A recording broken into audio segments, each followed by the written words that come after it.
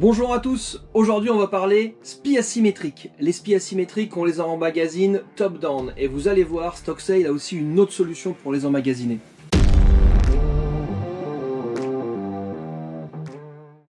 Mais d'abord je vous propose de reprendre les bases, c'est-à-dire les différences entre un spie asymétrique et les voiles du type Gennaker ou Code 0. Qu'est-ce que l'enroulement top-down? Pourquoi on emmagasine top-down et quels sont les avantages et les inconvénients? Et enfin, quelle est la nouvelle façon d'emmagasiner un spie proposée par Stocksail et quand l'utiliser? Allez, go!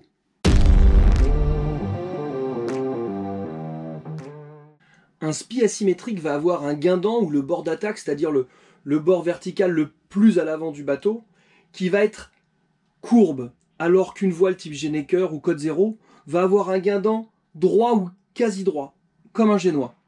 Le spie symétrique va aussi avoir plus de ronds de chute et plus de ronds de bordure, également plus de creux et donc plus de volume et plus de surface. C'est au final notre plus grande voile. Il est réputé descendre plus bas au vent arrière mais remonter un peu moins auprès par rapport à un Gennaker. Petite parenthèse, on parle souvent de voiles de portant, c'est-à-dire de vent arrière. Mais ces voiles sont également formidables dans le petit temps pour faire du travers ou même du près, pas trop serré non plus. Et alors dans le petit temps, on glisse sur une mer d'huile et on économise son moteur, mais alors vraiment pas son plaisir.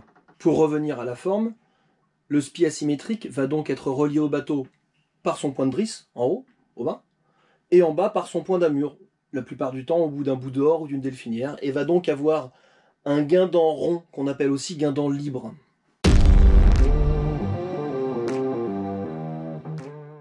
L'enroulement top-down, ça veut dire qu'on enroule le haut de la voile avant d'enrouler le bas. On fait tourner l'emmagasineur en tirant sur la drosse, ou bout d'enroulement, et l'emmagasineur va transmettre la rotation en haut de la voile. Chez Stocksail, sans retard de rotation, puisque nous n'avons pas de problème de torsion, contrairement au boot ou au câble antigiratoire. Mais on a déjà vu ça dans une autre vidéo, je vous mets le lien en commentaire. Le haut du spie va donc s'enrouler, mais le bas du spie est attaché à ce qu'on appelle une amure libre, c'est-à-dire qu'elle ne va pas rentrer en rotation. On va donc voir le haut du spie commencer à s'enrouler, et progressivement va venir enrouler jusqu'au bas. En fait, au moment où le guindant sera assez tendu pour venir entraîner le bas du spie en rotation.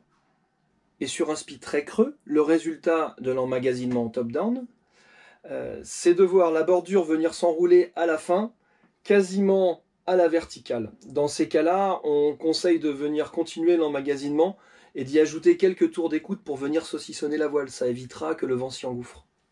Chez Stocksail, nous augmentons le diamètre des profils hauts pour que la voile s'enroule plus vite. Et ça, nous sommes les seuls à le faire. Regardez, on le voit bien sur cette vidéo. Il y a comme des boudins en haut des tubes. Et vous allez voir, ça va s'enrouler super vite. Je vous laisse profiter de ces belles images.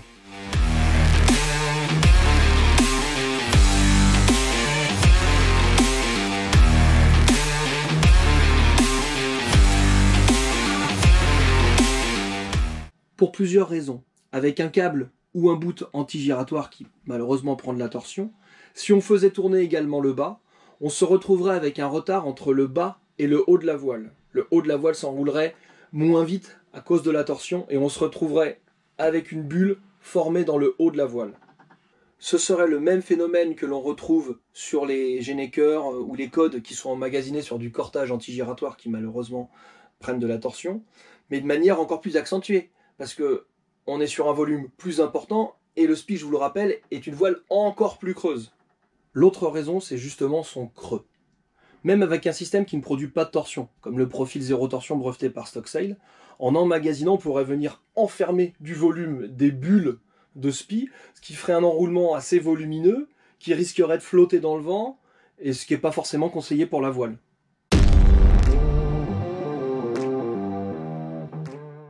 L'avantage, on l'a vu, c'est de pouvoir enrouler le creux de manière progressive pour ne pas avoir de bulles dans le haut de la voile, quitte à avoir un enroulement un peu moins serré, et l'emmagasinement du point d'écoute de manière nettement moins horizontale qu'un Gennaker.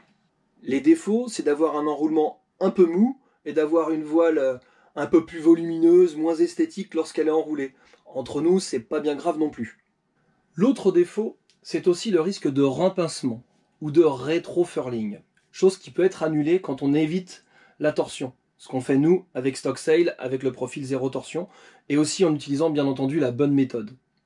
Le repincement peut se produire à l'enroulement, mais également au déroulement.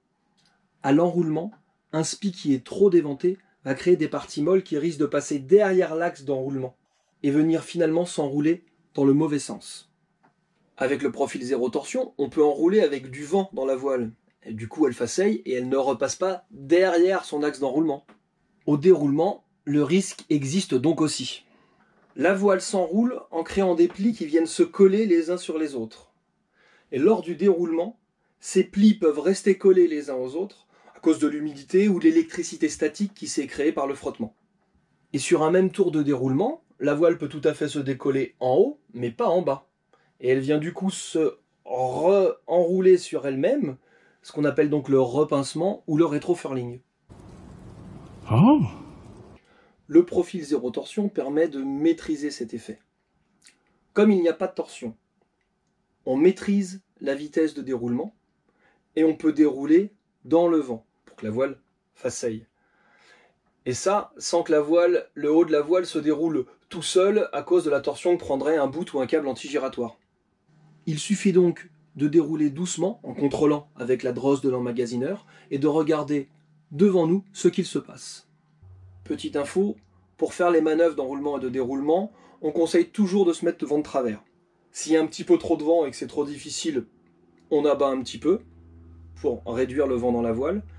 Et si au contraire il n'y a pas assez de vent et que la voile ne faceille pas assez, elle n'est pas assez portée, dans ce cas-là on l'offre un peu pour venir rajouter de l'air dans la voile. Mais on a fait un tuto là-dessus, je vous mets le lien dans les commentaires.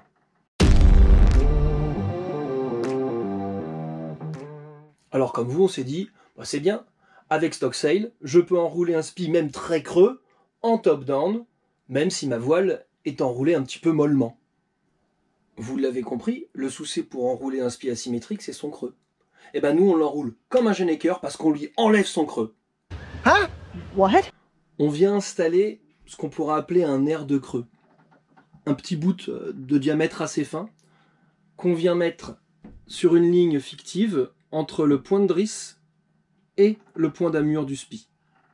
Ensuite, en tirant sur ce nerf de creux, on va venir avaler et réduire le creux. On va transformer la forme du spi asymétrique un peu comme une forme de Genneker, mais avec des plis, bien entendu.